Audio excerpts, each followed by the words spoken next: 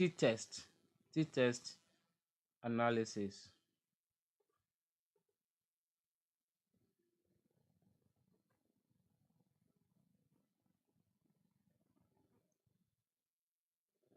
Let's move down to t-test analysis. So t-test compares the mean of two groups. It compares the mean of two groups. That is, let's say for influence of social media on the academic performance of students, can have male and female. And in the male, we have male GPA and female GPAs, right? Those are two groups, right? It helps us to to analyze the relationship or compares the mean rather of two groups. That is what it does. It helps us to compare the mean of two groups.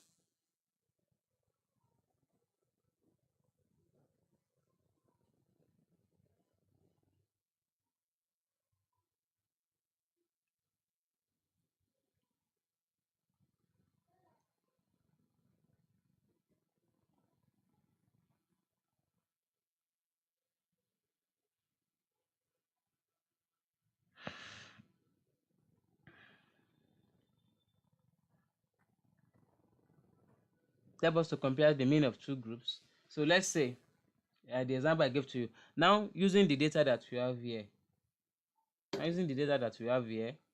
so what we want to do is to compare the mean of gender and the practice of the usage of mosquito net.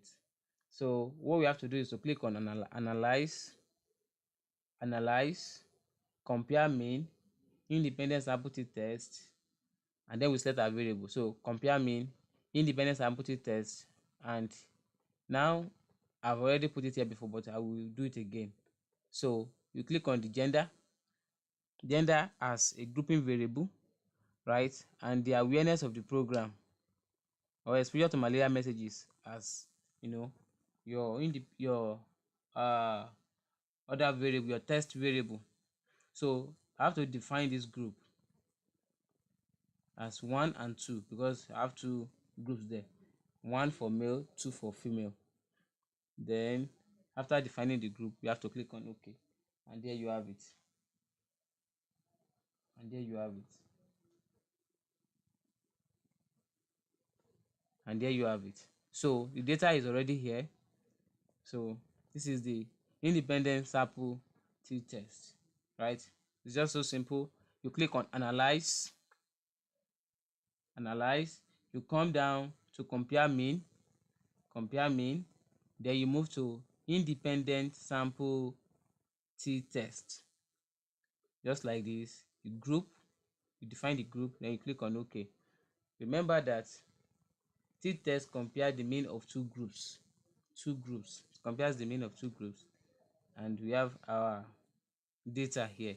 So next class we are going to discuss how to actually interpret all these data, to interpret all these results that we have, not data now, all these results that we have here.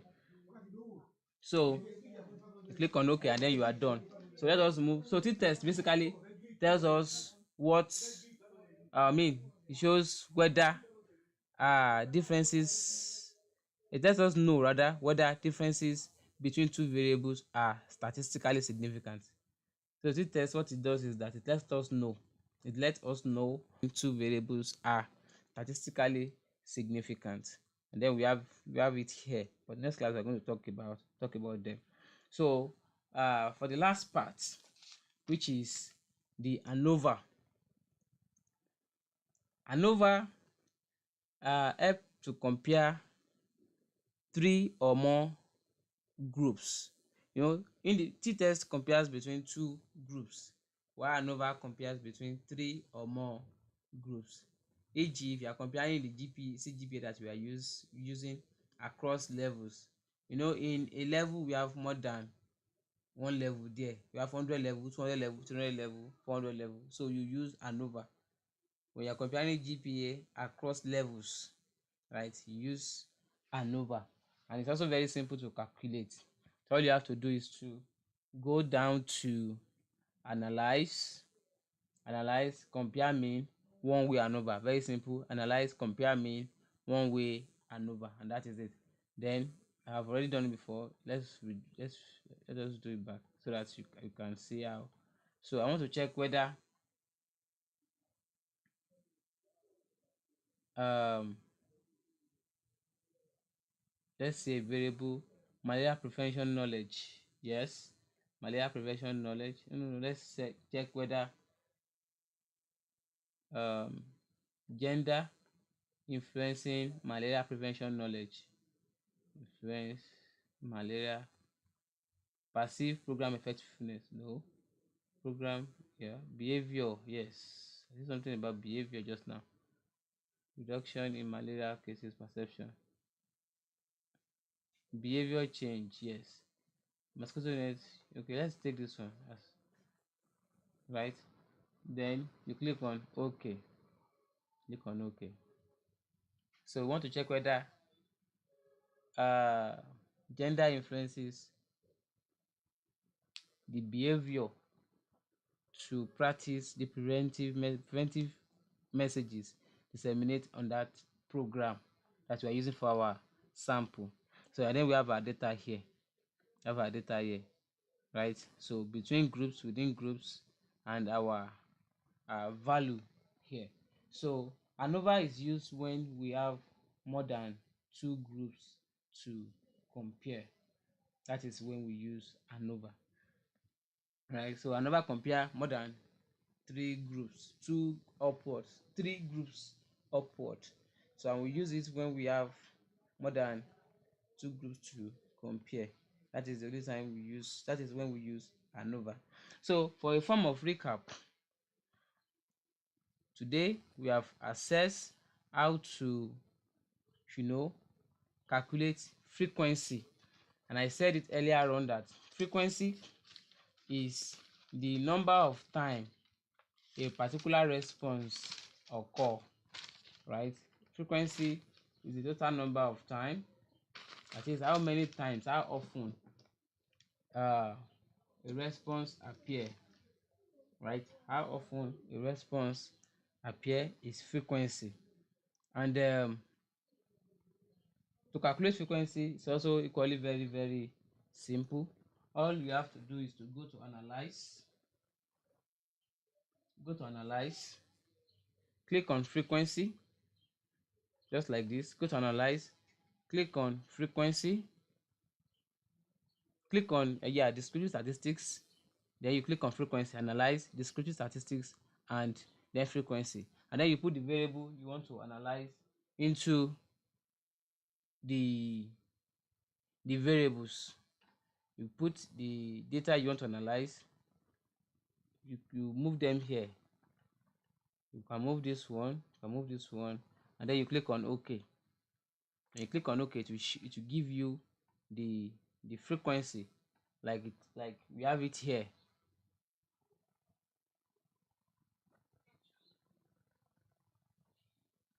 Like you have it here. So we have low extent, high extent, very high extent, and total. This is the frequency, this is the percentage, this is the valid percent, and this is the cumulative percent. This is the cumulative percent here, and that is about that on frequency. Now for mean and standard deviation, I said mean is the average score. So if you are just joining us, please kindly click on the subscribe button and notification bell so that whenever we are online doing a webinar like this, you can as well be the first to know. For mean shows how, shows the average score, right? While standard deviation shows how spread out the responses are. To calculate for mean and standard deviation, you go to analyze, right? You go to descriptive statistics, you go to descriptive, right? You put the variable you want to analyze in the variables.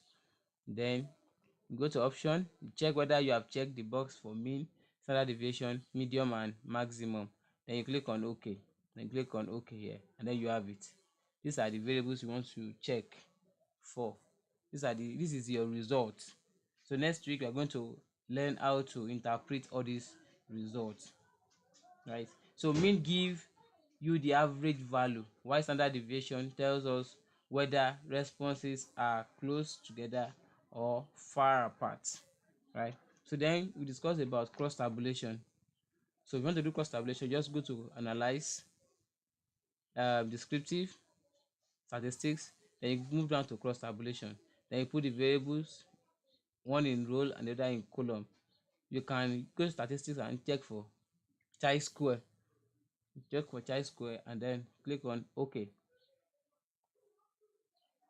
Then there you have it, the data, right? You have the mean, you have the mean, you have the, I mean, we are doing cross tabulation now. You have the cross tabulation data, and then you have the chi-square, right? You have the chi-square and we have the mean. So what the chi-square does is that it helps you to compare categories, whether chi-square, to check whether uh, cross tabulation help you to compare the categories rather, while chi-square tests whether the relationship is statistically significant. What cross tabulation do is to help you compare categories, while chi-square help you to check whether the relationship is statistical. And when the p-value is less than 0.05, that means that there is a significant relationship among the variables you are measuring. And if it is greater than 0.05, that means that there is no significant relationship among the variable that you are measuring.